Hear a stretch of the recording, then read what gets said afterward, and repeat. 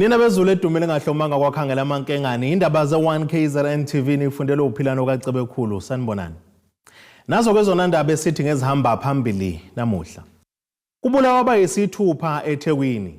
Indida kuqothwa abomndeni eMandeni. Kanti ingebhe kubulawa izithandani zobulili obufanayo. Sanemukelene nabezulu eliphezulu kwindaba zethu ze1 KZN TV. Amaphoyisa esifundazweni KwaZulu-Natal athungatha osolwa ngokuba kunqondo emgulukudu efuna ngodli imali yokuvikela kubanikazi bezitolo zokufika kuleli. Lokhu kudalelwe ukhomishana wamaphoyisa KwaZulu-Natal uNhlanhla Mkhwanazi ngemuva kwesigameko sokudubulana kwamaphoyisa nabe befunelwa amacala abucayi nafaka ukubulala nokuphethe ngokubulawa kwabantu abayisithupha eThekwini kulesigameko.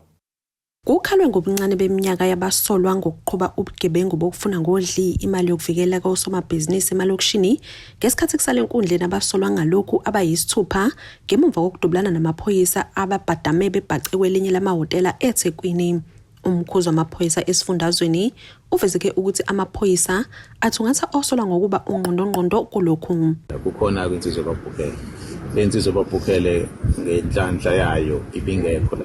So ayitholakalanga sisayizungeza ke yona sisafunana nayo kwamanje.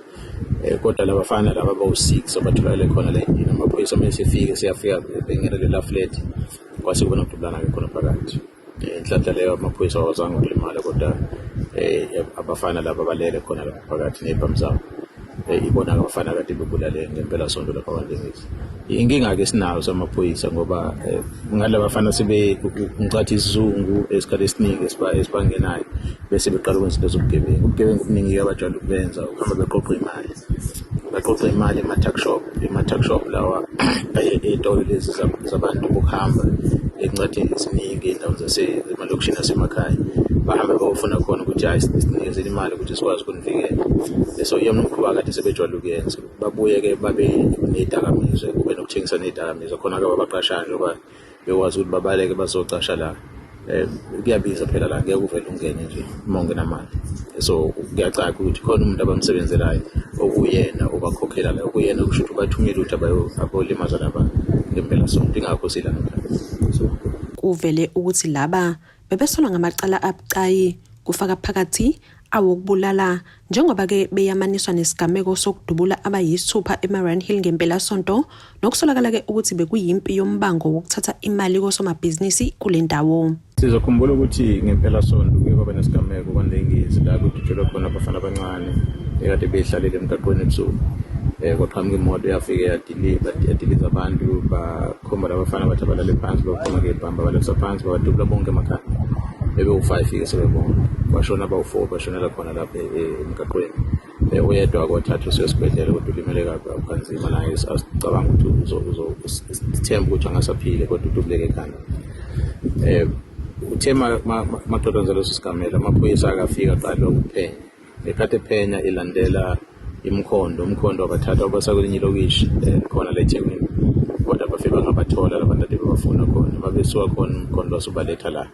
Le ndawo yasePoint ke simeke yona iflat leli semva kwami ekuyilona abafike bahlala kulona bafike bangena khona. Mkhwanazi uvezeke nokukhathazeka ngokwanda kwababandakanyeka ezigamekweni zobugebengu abasuke bededelwe ngoshwele emajele. Uvezeke ukuthi muva nje kuboshweke omunye walaba othole nezibhamu eziyingozi. From court they end up at the correctional services and unfortunately they don't stop with the criminal activities. Once they're inside correctional services, either they come out and they back again and they're doing the same thing that they were doing. Just over the weekend, we arrested another one who just came out on parole. And he was involved in many robberies and he was found on the roadblock with an AK-47 and a handgun, fully loaded. So it just shows you that the man is on parole. And that means there's nothing that was good about him that justified that he should have been granted that parole. And how many people then he would have been killed after that. So it becomes a vicious cycle. So the question is, what's the solution? Indabeni ze1 KZN TV kube kuntomkhona Mvubu ngeseThekwini. Zibakhaleleza kadalawana abasola ababili abasola ngokudubula ke babulala amalungu omndeni amabili akamthetho akasundumbile eMandeni enyakatho KwaZulu-Natal. Kulesi sigameko esenzeke izolo kusindo oyedwa kumanje usesibhedlela ulwela impilo yakhe. Kubika ukuthi ke bekusemini kwaBhayilanga libalele lapho lamadoda amabili angaziwe engeneke egcekeni laleli ekhaya afika abuza ilungu lomndeni ebelifuna lingekho ekhaya maqede ke bese eqotha ke imbokodo nesisekelo. Bahlasela emini kwaBha emagceke kaMthethwa eMandeni esigodini emkhwanini abesilisa ababili abebehlome bezingovolo nokuyilapho bafike badubula khona amalungu amathathu lomndeni amabili ashonela khona lapho kanti oyedwa wabo usinde ngokulambisa ungozi Makhaza esibhedlela. Laba ababulewe uMthembeni Mthethwa oneminyaka u68 ubudala kanye nodadewabo uLungisile Dube oneminyaka u43 ubudala. Laba basolwa kuthiwe bafike bafuna elinye ilungu lomndeni bangalithola maqede ke bavulela ngenhlamvu. Oyilungu lomndeni uthi baqemeke ingozi engeqwantwala ngokubulala ngesihluku kothandiweyo babo. Qhamuka la ngibona kunabantu la. Qhamuka la ngibona umakoti kaMfowethu. Mbonena kuqala ngababoni laba balimele. Mangibuka phansi ngibona uMboziwe. Ngithi mina kwenze njani? Ayasho umakoti kaMfowethu uthi hey konakele la. Ubani na asho ukuthi hayi uMfowethu lokulama olongilamayo. Hayi ngithi unobani asho futhi hey uphi na nangu lele lapha ngaphandle. Babheke hey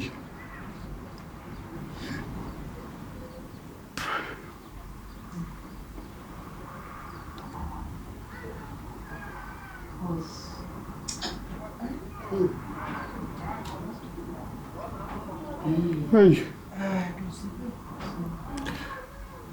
hayi mambuka khonje nodadewethu nali igazi mbone ngegazi ojongeni. Uthi ukubulawa kwalaba kuzovula isikhala esikhulu kulomndeni ngoba bebedlala indima enkulu kanti bashiye nabantwana ngemuva. Ikhala zabo nje zinkulu kakhulu manje magebha avulekile. Ngale kwempilo einganeni zabo. Kusiphatha kanzima. Uthi bahosha imbangela yesigameko engathi bebefuna koyilungu lomndeni wabo obengekho ongumshana wabo kubangwa intombi. Hayi ngathi kuyalinganiseka ngathi ukubanga intombi ngendlela engiswa ngayo. Ngathi ukubanga intombi nomshana. Asazi ukuthi kuyiqiniso kangakanani.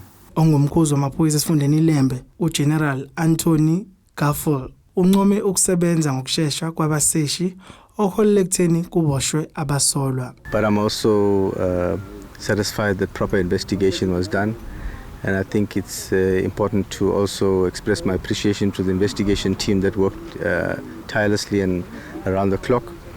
We have not only arrested the two shooters that undertook the shooting, so between yesterday midday of the shooting and early hours of this morning, around 2 o'clock this morning, we managed to track and trace the shooters, arrest them successfully and recover 2 firearms that was in their possession. These firearms, of course, one was homemade firearm and one was a pistol that had a serial number rubbed off.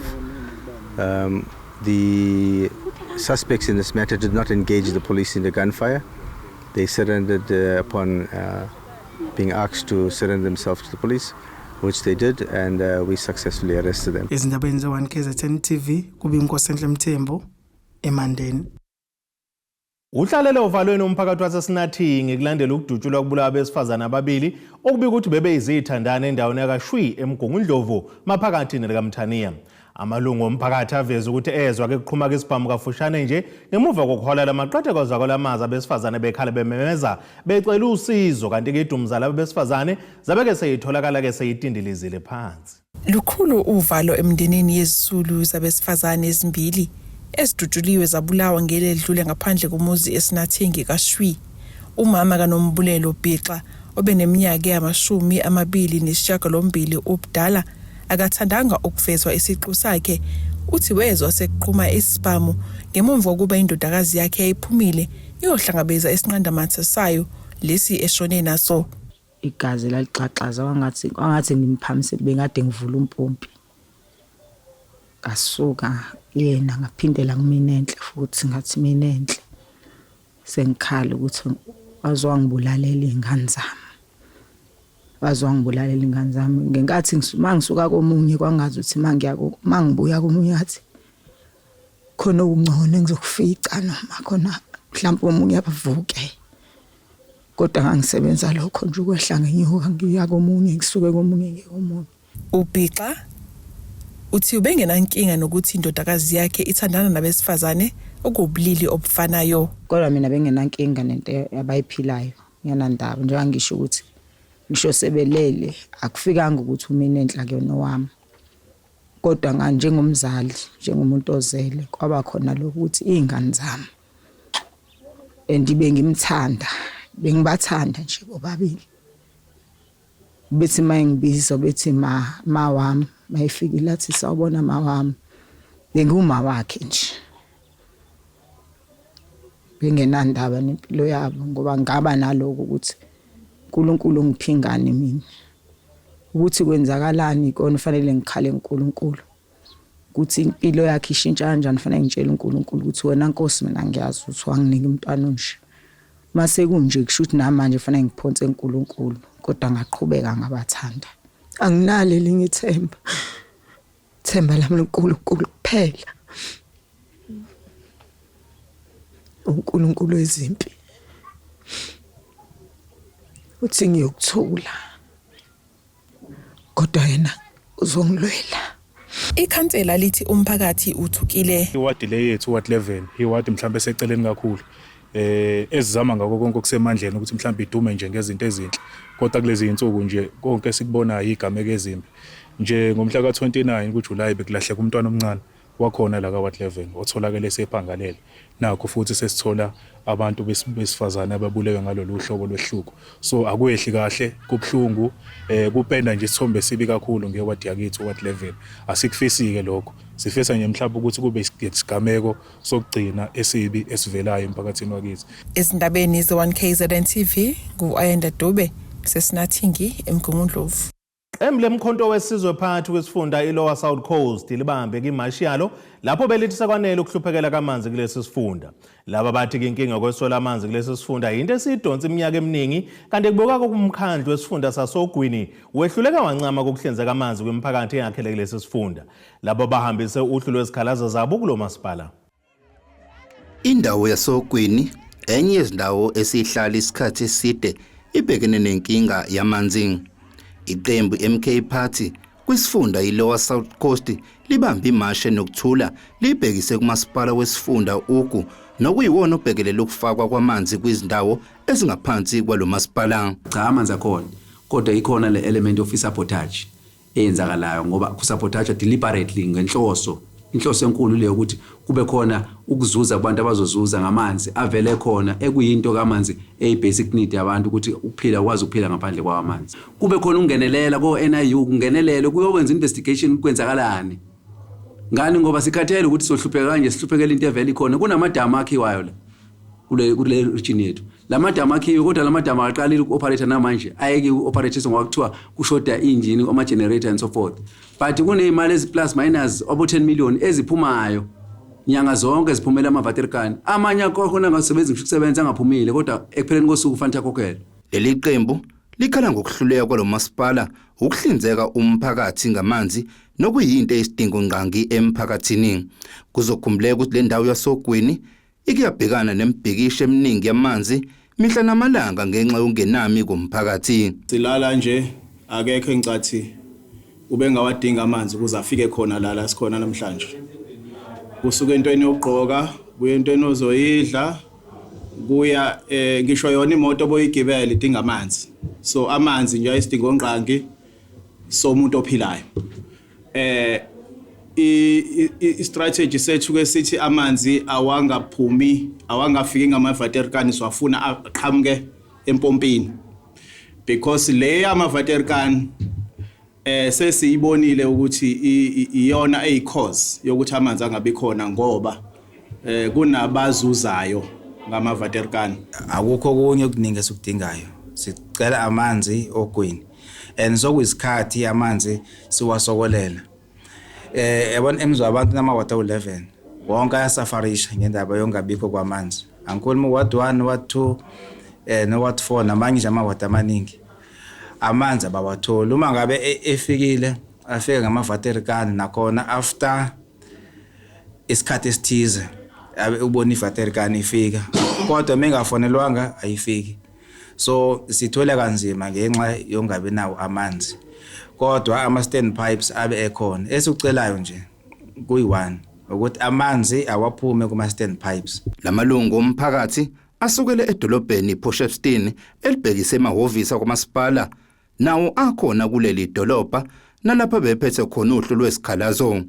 Isikhulu sakwamasipala siphawulile ngale mashi ebibhekiswe kuwona. Sizohamba siyoyithatha uhlu lwezikhalazo zabo bese siwumkhandlo bese siyazibheka uhlobo lwazo. Siyazi ukuthi okunye ababekade bekufezile kwakuyinto ekhuluma ngokuphakelwa kwamanzi ezindaweni eziningi njengoba wazi ukuthi njengoba sisifunda soku umsebenzi wethu ukuphakela amanzi imphakathi yethu nokuthi sibhekelele ukuthi abantu ngokweze sanitation banakekelekile. So umkhandlu ke sinazo izinhlelo eziningi esinazo ezokuphakela amanzi. Kubukekela kuleli lisaqhubeka nokukhungathwa izinkinga zamanzi njoba iya ngokwanda imibhikisho ethinta ukuphakelwa kwamanzi emphakathini. Ezindabeni ze-1 KZN TV kubikuthi abantu maphumulo esayidi. Ake siyetolene nebesilo sobuye sibuye nezinye izindaba.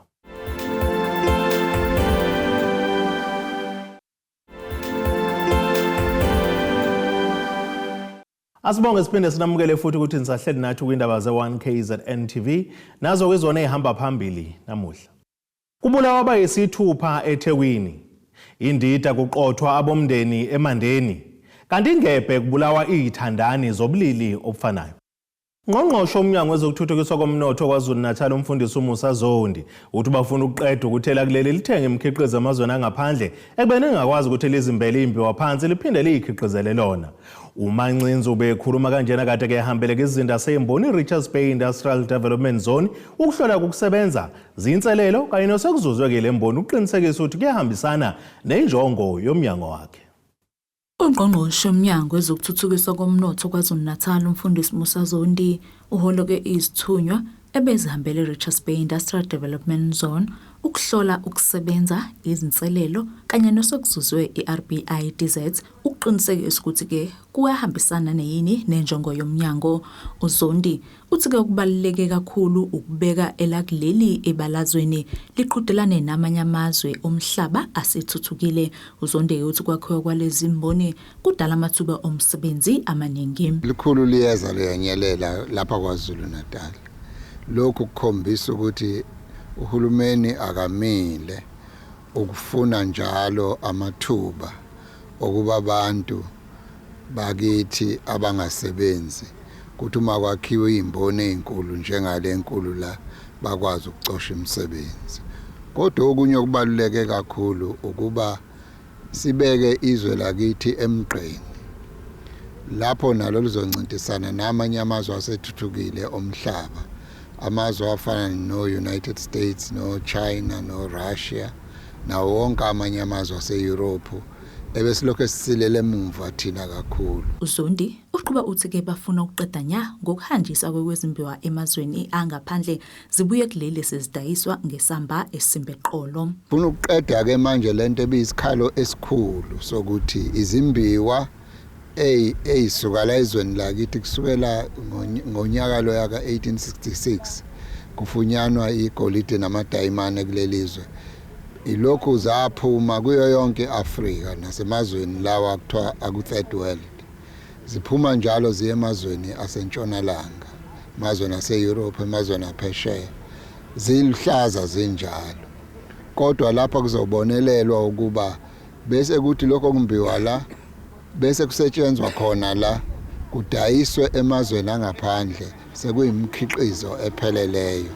Kuyekwe lokhu kuba sithathe izinto sizimbe la sihambise ngaphandle emazweni angaphandle bese sibuye siyithenga futhi ngoba siyayidinga sezibiza imali emba eqolo. Le project yizeke noma ingakafinyeleli emaphuthulweni kodwa ke babheka ukuthi ke idala amathuba emisebenzi kuphinde kuhlomule nosomabhizinisi bendawo. Enye ke ama projects le akhona ngaphakathi kwezona and i-idea is simple. Inhloso ukuthi sakhe amathuba emisebenzi kodwa sivule futhi namathuba ukuthi osomabhizinisi abancane ikakhulukazi abalocal abaqhamuka khona la kule ndawo yase Richards Bay namaphethelo bakwazi ukuthi bathathe ama-economic opportunities avelayo kwizakhiwo enjenganalezi. Ungazathi singabambisana kakhulu ekuqinisweni kokuqeqesha abantu bakithi ukuze bakulungele ukuthi lama companies akhona kwimisebenzi noma abasebenzi babadingayo babathole khona la endaweni yethu yasemhlathuze ukuthi siba ngisho ngabe sebeqedile bama unemployed graduates we can reskill those people bakwazi ukuthi bathi meet the demands of the economy ekhona la eRichards Bay. Leske izindaba se1KZN TV nginguSamkethiswe Nqulunga ngise-Richards Bay. Ongqongqoshe abehlukene bahambela abantu abasindeke engozini zomgwaqo KwaZulu-Natal abangeniswa esibhedlela emagunjeni kabantu abasesimene esibucayi. Ungqongqoshe wezokuthutha kuSiboniso Duma nowezempilo noMagugu Simelane bahambela esibhedlela eGrace eMgungundlovu lapho kungeniswe khona owesifazane obese engozini yemoto. Kanti kuvelile ke nokuthi isibalo sabashoneke engozini zomgwaqo bezingempela sonto senyukile sayisafinyelela ema-23. Ungqongqoshe wezokuthutha KwaZulu-Natal uSiboniso Duma uthi baqhubeka nokuhlonipha izisulu zezingozi zemgwaqo KwaZulu-Natal njengoba isibalo sabashonile sikhuphukile.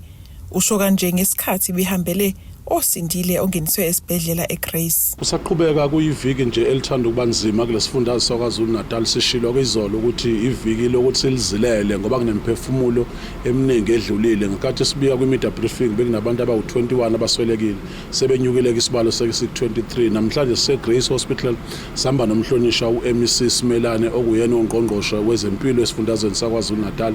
SiseGrace Hospital bese wabona khona omunye wabosisi ababe-involved ku-accident.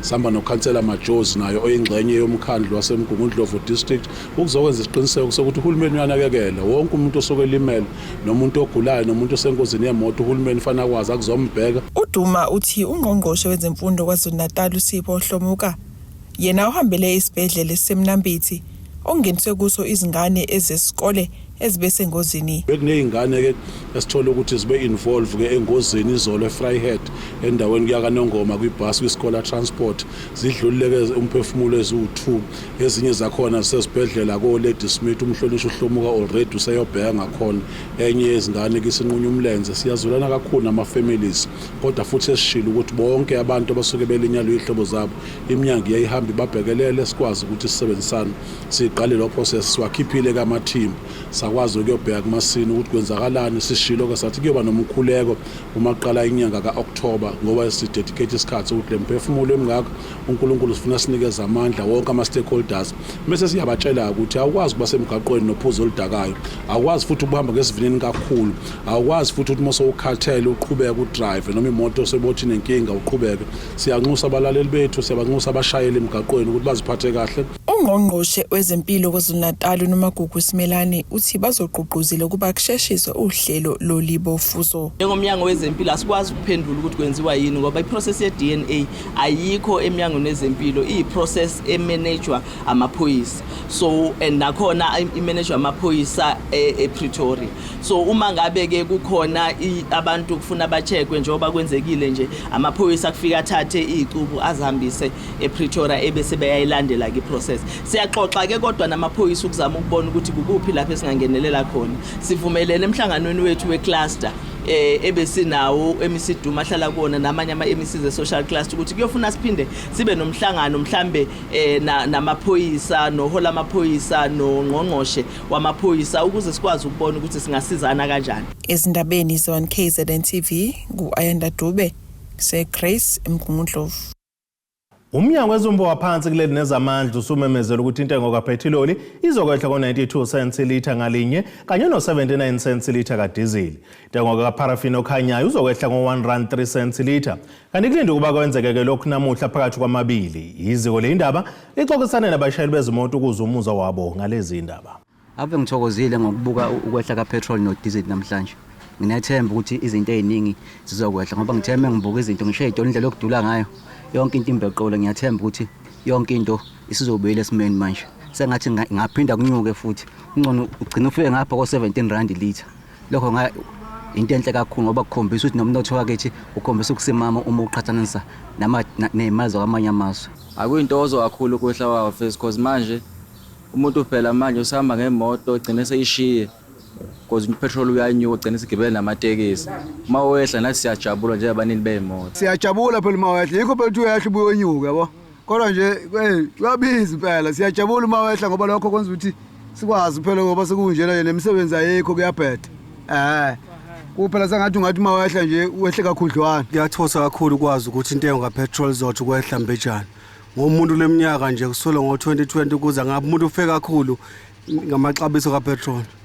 Njama siyathokoza kakhulu mase sizokwehla ngoba umuntu uyehla wehla kancane kodwa umuntu uvela unyuka kakhulu. Siyalimala ngempela isimo somnotho sihle neze neze. Ake sithi shelele itolo nene besilo sobuye sibuye nezinye zindaba.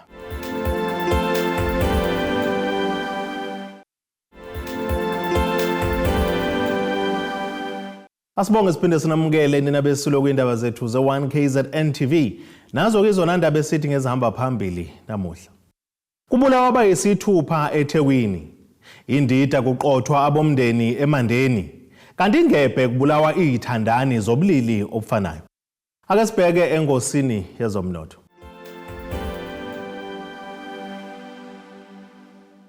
Iranda kuleli ngu-R17.90 uma liqhathaniswa nedola laseMelika libe ngu-R19.71, kwi-euro yase-Europe libe ngu-R23.47, kupondo waseBrithani intengo yegolide yona ingu-$2,504.35 ounce, kanti intengo yalo ngahluziwe ingu-$77.52 umphongolo.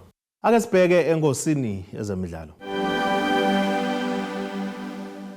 Qeqesho Orlando Pirates uJose Rivera ufisa ukuthi impumelelo yeqembu yakamuva kwimidlalo emikhumula Jayzee kungabi yona ezobaqhatha nabalandeli uma ngabe ngasenzeki lokhu ngesikhathi esizayo. Ngomgqibelo ezimnyama inqobeke ngamagoli 2 keqandeni emlenzeni wesibili kwinkundla iOrlando Stadium egoli kwaNdonga ziyaduma. Umlenze wokuqala wawuphele ngegoli elilodwa ngapha nangapha eKapa. iBucks ngempela sonto inqobe ngamagoli kaTsehofaso Mabaso noDion Hoto isizibekisela ke indawo kwamanqamu M10-8 okwesithathu amasizini elandelana. Isivikele kabili kulandelana ke lendebe kumasizini adlule ngaphansi kaRivera. iPirates ke yazenzela kweze inkomisho esigabeni esikhulu sebhola laseNingizimu Afrika okufakazela ukudla kwayo kabili iNedbank Cup neM10-8 amasizini elandelana. Ake sibheke nasesimo sezulu esigalendele kosukwini.